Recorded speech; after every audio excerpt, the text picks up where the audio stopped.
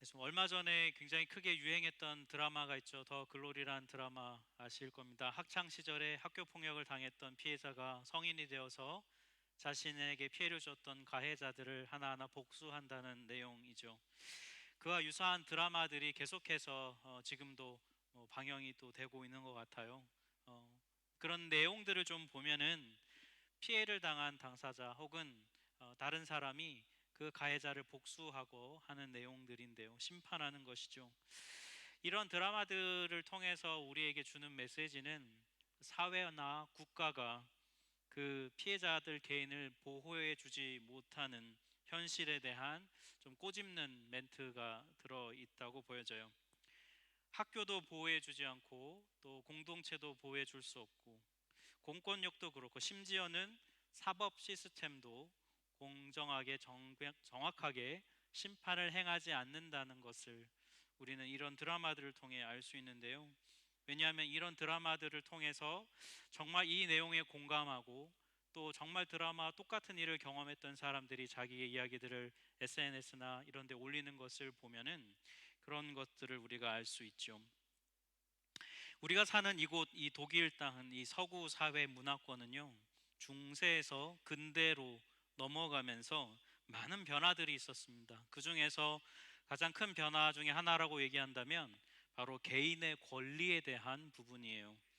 특히 무엇이 옳고 무엇이 틀렸는가에 대한 그 권한, 그것을 정하는 권한도 각 개인에게 많이 주어졌습니다.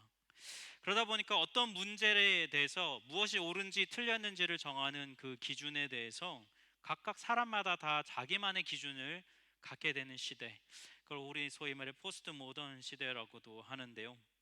그런 세상을 우리가 지금 살고 있지요. 그런 세상에서 살 때 우리가 어떤 생각을 갖게 되냐면 하나님의 절대적인 기준의 심판하심에 대해서 우리는 별로 그렇게 중요하게 여기지 않고 큰 무게감을 두지 않게 된다는 것이죠. 우리가 지금 로마서 말씀을 계속 듣고 있는데요. 바울이 계속해서 강조하는 한 가지가 있습니다. 그게 뭐냐면 우리에게는 소망이 없다는 것입니다. 우리가 아무리 뛰어나든 잘났든 열심히 살려고 노력을 하고 애쓰던 간에 그 열심으로는 그 잘남으로는 구원을 받을 수 없다는 것이 이 메시지의 핵심이죠. 바울이 왜 이렇게 단호하게 이것에 대해서 구원 가능성이 없다, 너의 노력으로는 불가능하다 이렇게 말하는 이유가 뭐냐면 하나님의 절대적인 심판하심 때문이에요. 하나님의 절대적인 심판 앞에서 아무도 의롭다함을 받을 수 없기 때문이에요. 특별히 오늘 본문 말씀이 그런 내용인데요. 오늘 본문은 이런 내용이에요. 심판자로서의 하나님은 어떤 분인가에 대해서 오늘 본문은 우리에게 말해주고 있어요. 바울이 크게 두 가지를 얘기하는데요. 첫 번째는 하나님의 공정하심에 대해서, 그리고 두 번째는 하나님의 정확하심에 대해서 말씀하고 있어요. 첫 번째 하나님의 공정하심에 대해 한번 보죠. 하나님은 심판하실 때 공정하게 심판하는 분이라고 오늘 말씀은 말합니다. 우리 로마서 2장 6절과 11절을 같이 한번 읽겠습니다. 하나님께서 각 사람에게 그 행한 대로 보응하시되 이는 하나님께서 외모로 사람을 취하지 아니하심이라. 네. 하나님이 공정하게 심판하신다고 말씀할 수 있는 이유가 뭐냐면 하나님은 행위대로 심판하시기 때문이에요. 여기 행위대로라는 말에 담겨 있는 뜻은 신분으로 차별하지 않는다는 뜻을 담고 있어요. 이와 비슷한 그 11절에 외모로 사람을 취하지 않는다라는 이 말씀의 뜻은 세 번역본으로 보면 이렇게 되어 있어요. 하나님께서는 사람을 차별함 없이 대하신다. 여러분, 당시 로마 사회는 신분제 사회잖아요. 그러다 보니까 신분과 계급에 따라서 사람을 대할 때 편견을 갖고 있었는데 하나님은 그렇게 심판하시지 않는다는 것이죠. 또 지금 이 본문 내용은 바울이 유대인들에게 집중적으로 말하고 있는 내용이에요. 유대인 너희들은 자꾸 심판에서 열외될 것이다, 제외될 것이라고 생각하는데 착각이라는 거예요. 하나님의 심판의 기준은 유대인이냐 이방인이냐 이게 아니라 하나님은 유대인이든 이방인이든 행위대로 심판하시는 분이다. 그래서 하나님은 공정한 분이다라고 말하는 것이죠.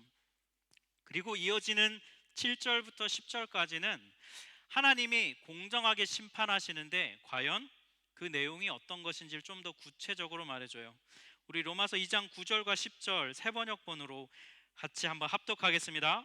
악한 일을 하는 모든 사람에게는 환난과 고통을 주실 것이요 선한 일을 하는 모든 사람에게는 영광과 존귀와 평강을 내리실 것입니다. 네, 우리가 흔히 잘 아는 권선징악의 내용이에요. 순종하면 복을 받고 불순종하면 심판과 징계를 받는다는 건데요. 하나님은 이처럼 행위대로 거기에 알맞게 보응을 하신다는 겁니다. 공정하시다는 거죠. 근데 여러분, 우리가 정말로 하나님이 공정하시다는 것을 정말로 믿을까요? 여러분, 정말 하나님이 공정하시다는 걸 신뢰하시나요? 우리 삶에서 주변에서 일어나는 사건들 혹은 내가 삶 속에서 경험한 것들을 떠올려 보면요, 하나님의 공정하심에 대해 믿으려고 하다가도 어떨 때는 의심이 갈 때가 있어요. 시편 73편을 보면은 이런 상황에 처했던 저자가 이런 기록을 남겼습니다. 1, 2절 하나님은 마음이 정직한 사람과 마음이 정결한 사람에게 선을 베푸시는 분이건만 나는 확신을 잃고 넘어질 뻔했구나. 하나님이 이런 분이라고 배웠는데 실제로 삶을 보니까 그렇지 않아서 정말 그런가 마음이 무너진다는 거예요. 왜 그런가? 3절을 보니까 그것은 내가 거만한 자를 시샘하고 악인들이 누리는 평안을 부러워했기 때문이라는 거예요. 거만한 사람, 악을 행하는 사람들을 살펴보니까 하나님이 심판하셔야 되는데 그들이 잘 먹고 잘 살더라는 거예요. 심지어는 그걸 보면서 내가 부러운 마음이 들었다는 것이죠. 5절에서 이렇게 얘기합니다. 사람들이 흔히들 당하는 그런 고통이 그들에게는 없으며 사람들이 의뢰 당하는 재앙도 그들에게는 아예 가까이 가지 않는다.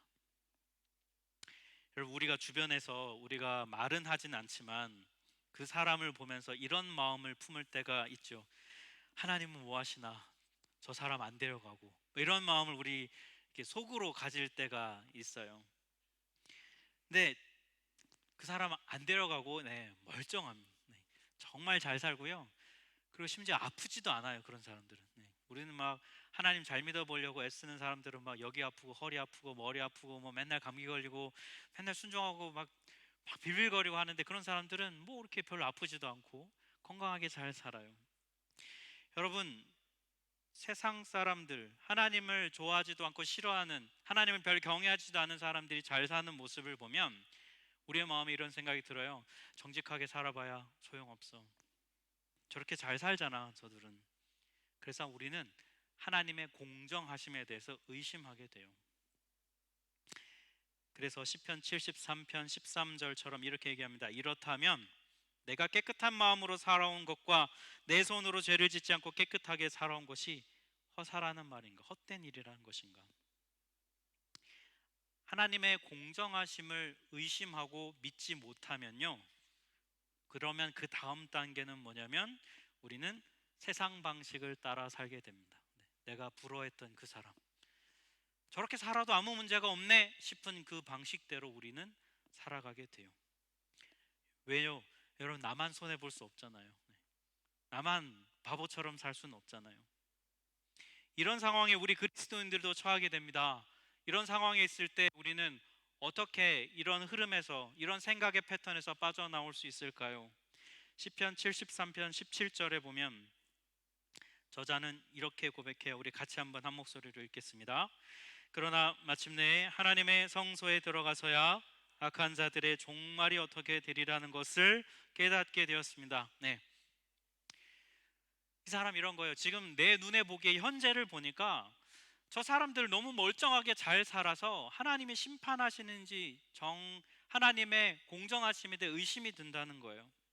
지금 당장은. 그런데 뭘 깨달았냐면, 하나님의 성소에서 뭘 깨달았냐면 그들의 현재의 미래를 깨달았다. 그들의 결과가 어떤지를 보게 되고 깨닫게 됐다는 것이죠. 그 마지막은 뭘까요, 여러분?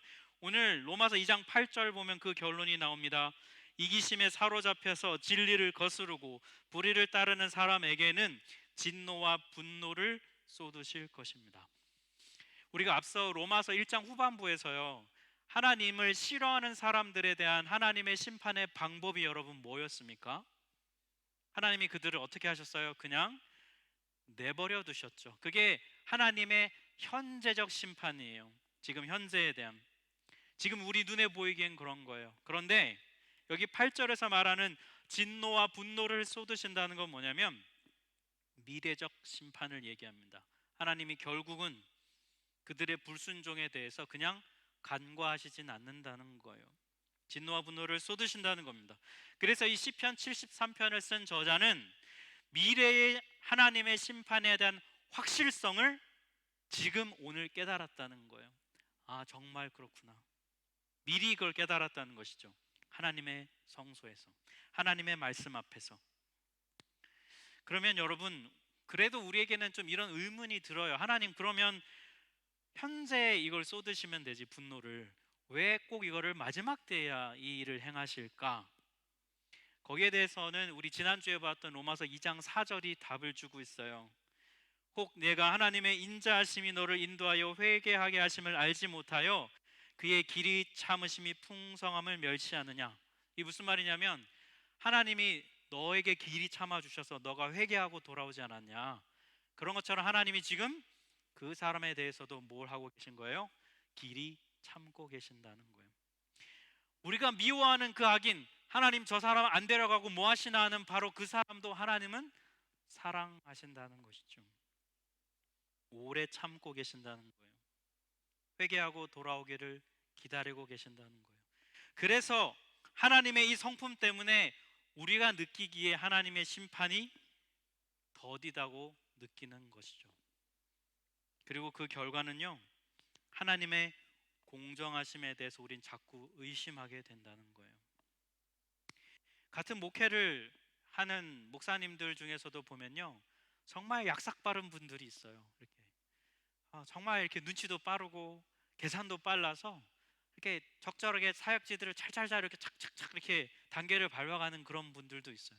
근데 성도님들은 잘 몰라요. 네.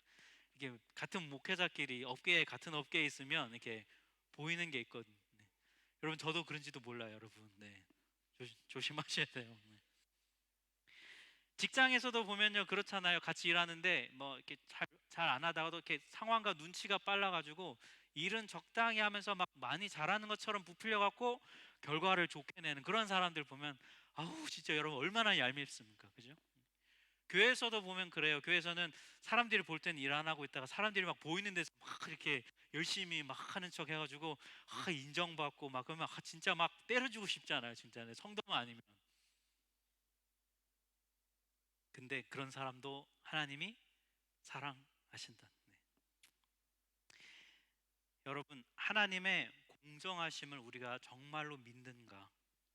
내가 하나님의 공정하심을 진짜로 믿고 있는가를 확인할 수 있는 방법이 있어요. 그 사람에게는 이런 모습이 드러나는 게 있거든요.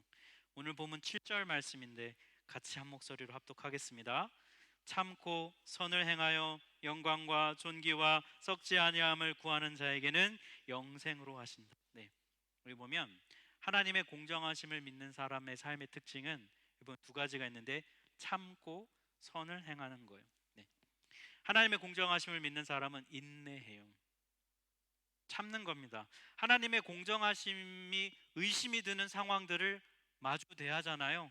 그럴 때 참는 거예요. 왜요?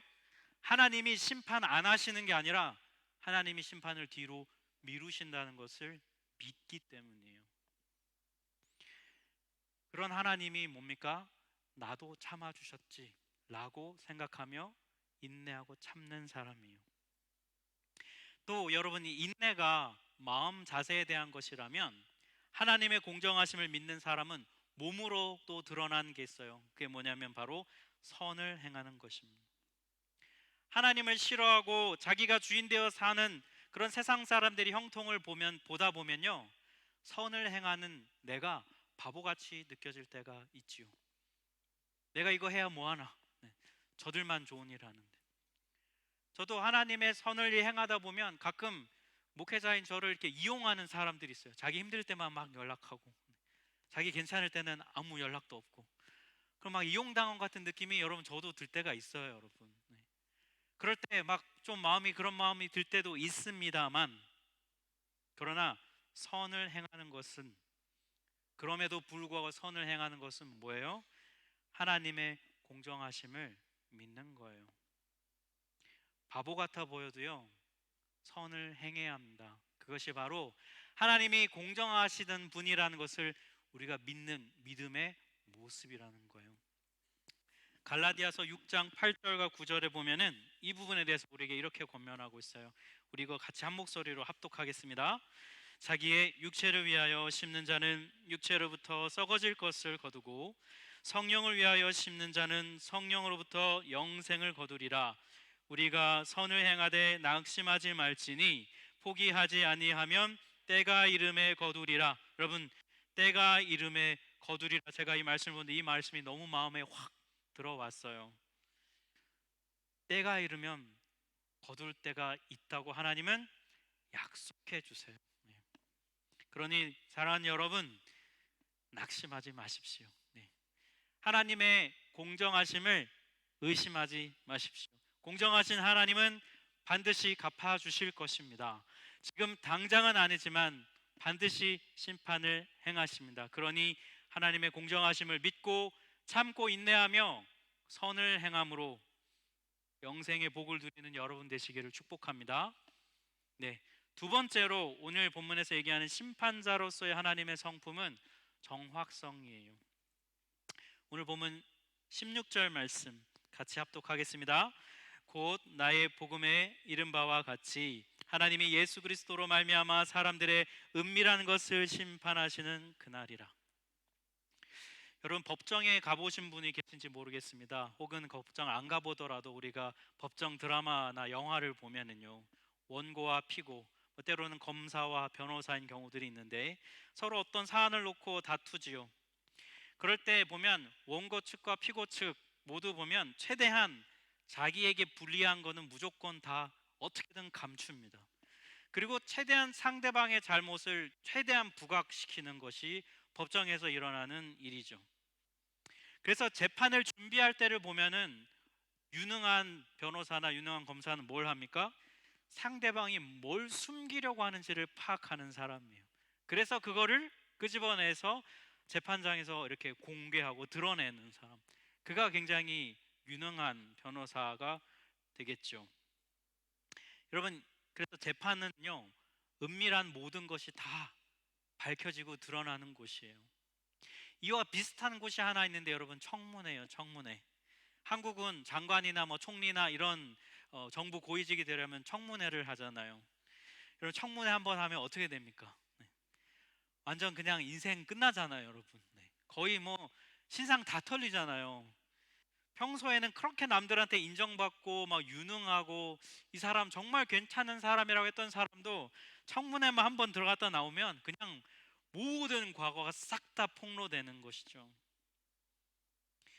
여러분, 이게 뭘 말해주겠습니까? 심판대 앞에 서면 그렇게 된다는 거예요. 멀쩡한 사람 아무도 없다는 겁니다. 여러분, 우리라고 그 자리에 서면 뭐 다르겠습니까? 아무리 착해 보이고 선한 일을 많이 하고 이 사람 정말 믿을 만한 사람이야 라고 해도 심판대 앞에 한번 서보면요, 모든 허물이 다 폭로되는 거예요. 감추어놨던. 하나님의 심판대 앞에 서면요, 우리도 그렇게 된다는 거예요. 하나님은 은밀한 것까지도 다 심판하는 분이십니다. 여러분, 심판이 공정하게, 하나님 공정하게 심판하신다고 했잖아요. 심판이 공정하려면 심판의 기준이 명확해야 돼요. 근데 그 기준에 맞추어서 명백하게 시시비비를 가려야 되니까. 그런데 하나님께서 정확하게 심판하시는 이 하나님께서 과연 무엇을 근거로, 무엇을 기준으로 우리의 죄의 은밀함을 다 드러내실까요? 하나님의 그 기준이 뭘까? 오늘 본문을 보면 바울이 유대인과 이방인을 좀 구분해서 얘기해요. 유대인들을 향해서는 하나님의 심판의 기준이 뭐냐면 율법이에요. 2장 12절 13절을 보니까 이렇게 되어 있습니다. 율법을 알고 범죄한 사람은 율법을 따라 심판을 받을 것입니다. 그리고 후반부에 보니까 오직 율법을 실천하는 사람이어야 의롭게 될 것이다. 하나님이 유대인들에게 율법을 주셔서 이대로 행했는지 안 했는지를 보고 심판하시니 하나님은 정확하고 공정하게 심판하시는 분이라는 거예요. 여러분, 우리 독일에 살면서 여러분 법 잘 지키십니까? 법 없이 살 수 있는 사람 혹시 주변에 추천하실 분 있으세요? 아마 큰 죄를 범하셨다면 뭐 이 자리에 있진 않고 다른 집에 가 계실겠지만, 그러진 않아서 여기 계실 텐데, 아마 그 작은 법들은 좀 못 지키셨을 거예요. 제가 100% 법을 지키는 분은 없을 거예요. 일단은 여러분 과속딱지 대 보신 적 있으시죠? 네. 분명히 나는 제대로 달린 것 같은데, 내 얼굴이 찍힌 게 막 날라오죠. 저는 운전을 안 해서 그런 적이 없는데요. 무단횡단 하신 적 있으시죠? 네. 아니면 귀찮아서 분리수거 안 한 적 있으시죠? 독일에서는 해야 되니까 다 규정이 있잖아요, 여러분. 에이, 목사님 그 정도는 괜찮은 거 아닌가요? 여러분, 하나님의 율법의 기준에서는 그런 거 다 드러난다니까요. 은밀한 것을 다 드러낸다니까요. 하나님 그거 다 짚고 넘어가신다는 거예요. 그게 하나님이 정확하게 심판하시는 분이라는 겁니다. 그러면 여러분, 율법을 받지 않았던 이방인들은 심판의 기준이 뭘까? 14절 말씀이 있는데요. 율법을 가지지 않은 이방 사람이 사람의 본성을 따라 율법이 명하는 바를 행하면 그들은 율법을 가지고 있지 않아도 자기 자신이 자기에게 율법입니다. 이렇게 됐어요. 여러분, 자기 자신이 자기에게 율법이다, 이 말이 무슨 말일까? 이어지는 15절에 이렇게 설명합니다. 율법이 요구하는 일이 자기 마음에 적혀 있음을 드러내 보입니다. 이게 뭐냐면 바로 양심이라는 거예요. 양심. 너희 이방인들은 율법이 마음에 적혀 있는데 양심이라는 겁니다. 여기 이방인들은 주로 누굴 얘기하냐면 그리스 헬라 철학의 그 생각에 영향을 받은 사람들을 말해요. 그 그리스 헬라 철학에는요, 여러분, 이런 생각이 좀 있었어요. 사람이 태어날 때 영혼을 가지고 태어난다는 거예요. 근데 이 영혼 안에 기억 저장 장치가 하나 있다는 거예요. 마치 영혼의 블랙박스 같은 것이 있다는 건데, 이 영혼의 블랙박스는 인간이 이 땅을 살면서 순수한 영혼을 망가뜨리거나 그 순수한 영혼이 훼손되는 것들을 다 기록하고 있다는 겁니다. 그래서 이 사람이 나중에 죽어서 몸을 떠나게 될 때 그 블랙박스로 이거 어떻게 살았는지를 판별한다는 거예요. 근데 이 블랙박스가 뭐냐면 바로 양심이라는 거예요. 양심. 이방인들은 율법을 받은 적 없으니까 심판의 기준이 없다고 얘기할 수 있겠는데, 바울은 아니라는 겁니다. 하나님은 너희들을 양심으로 심판하신다는 거예요. 하나님은 이처럼 정확하게 심판하시는 분입니다. 기준을 가지고. 우리가요, 하나님을 속일 수가 없어요. 그런데 우리는 자꾸 신앙생활을 하면서 하나님을 속이려고 할 때가 있어요. 신앙생활을 처음 하시거나 아니면 이제 막 신앙생활을 배우는 우리 청소년들이나 이렇게 훈련을 시켜보면은 웬만하면 권면하고 시키는 대로 합니다. 뭐 큐티 이렇게 해야 됩니다. 그럼 정말 그런 줄 알고 그렇게 하고요. 예배를 이렇게 드려야 합니다. 그럼 정말 그렇게 따라와요. 근데 시간이 점점 지나면 어떻게 됩니까? 점점 자기 자신이 그 율법과 규정의 해석자가 되지요. 그래서 이렇게 얘기합니다. 그냥 이렇게 해도 되지 뭐. 저 집사님 보니까 이렇게 하던데, 이러면서 그 배운 것들을 바꿔가기 시작합니다. 그래서 본인의 판단대로 하기 시작합니다. 그런데 그렇게 하잖아요. 그러다 보면 반드시 신앙 양심이라는 것이 찔릴 때가 있어요. 분명히 이렇게 하는 거 아닌 것 같은데 그런 마음이 찔릴 때가 있거든요. 이 신앙 양심이 찔릴 때 반응을 하면 아직 희망이 있는 거예요. 근데 신앙 양심이 죄책감을 갖게 하고 마음을 불편하게 하는데도 불구하고 귀를 닫고 외면하잖아요. 그러면 자기 자신을 속이게 됩니다. 그리고 하나님을 자꾸 속이려고 해요. 겉으로는 잘 믿는 척합니다. 말로 때우는 신앙이 돼요. 이런 분들은 이 자리에서도 그렇게 앉아서 예배할 수 있습니다. 하지만 정확하신 하나님을 우리는 속일 수 없어요. 여러분, 축구 경기 보면요, 심판 판정이 애매할 때가 있습니다. 그리고 심판이 잘못 판별할 때가 있고, 선수가 때로 보면 여러분 심판이 보지 않을 때 반칙들도 꽤 많이 하거든요. 그럴 때 그걸 정확하게 밝혀내는 기술을 가리켜 우리가 VAR이라고 하지요. 뭐의 약자면 비디오 어시스턴트 레프리스, 즉 굳이 번역하면 비디오 보조 심판이에요. 사진을 보면 이렇습니다. 왼쪽은 그냥 일반 카메라로 봤더니 여러분 옵사이드라는 게 있어요. 설명하기는 어렵고 아무튼 반칙이에요. 그런데 오른쪽에 VAR로 봤더니 옵사이드가 아니라는 것이 밝혀지는 것이죠.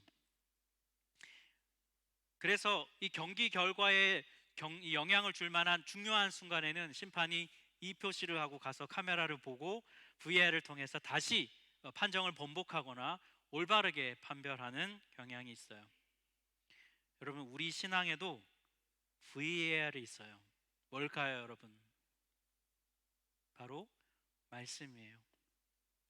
여러분, 예배의 자리, 기도의 자리 이런 데 나와서 선포되는 말씀이 우리 신앙의 VAR이에요. 말씀을 묵상하지도 않고 말씀을 읽지도 않는 사람은 신앙의 VAR을 싫어하는 사람임이 분명해요. 여러분, 지난 주일에 설교에도 제가 언급을 했지만 우리가 다른 사람의 죄를 보잖아요. 그러면 이 신앙의 VAR 보자고 난리예요. 이거 빨리 켜라, 봐라, 막 난립니다. 네. 근데 자기가 잘못한 게 있으면 어물쩍 넘어가려고 해요. 축구 경기도 보면 똑같아요, 여러분. 반칙해놓고 상대방이 잘못하면 난리 나잖아요. 또 조금 걸렸는데 막 뒹굴고 막 축구 선수들 보면 연기파들 많아요, 그죠? 막 진짜. 그런데 내가 잘못한 거는 조용히 넘어가고 싶어 하는. 그때 성령님은 신앙의 VAR을 가동하세요. 일로 와서 이거 보라는 거예요. 인정하고 싶지 않아도 여러분 봐야 됩니다. 말씀을 통해서 신앙 양심을 통해 성령께서 우리의 죄와 허물을 정직하게 드러내시면 우리 마음에 여러분 죄책감이라는 게 들어요. 사람들은 그런 거 별로 좀 안 좋아하거든요. 그런데 여러분 자책과 죄책은 좀 구분해야 됩니다. 자책은 뭐냐면 내 생각으로 자꾸 나 자신에게 잘못했다고 생각하는 거예요. 그러면 그 결과는 뭐가 되냐면 자기 연민으로 빠집니다. 그런데 신앙의 VR의 말씀 앞에서 성령께서 나를 책망하시는 것을 듣잖아요.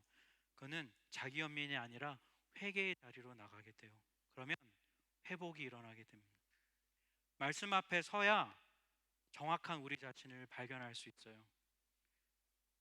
하나님께서 은밀한 것을 드러내시는 이 심판하시는 것은요, 오히려 우리에게 감사해야 될 일이에요.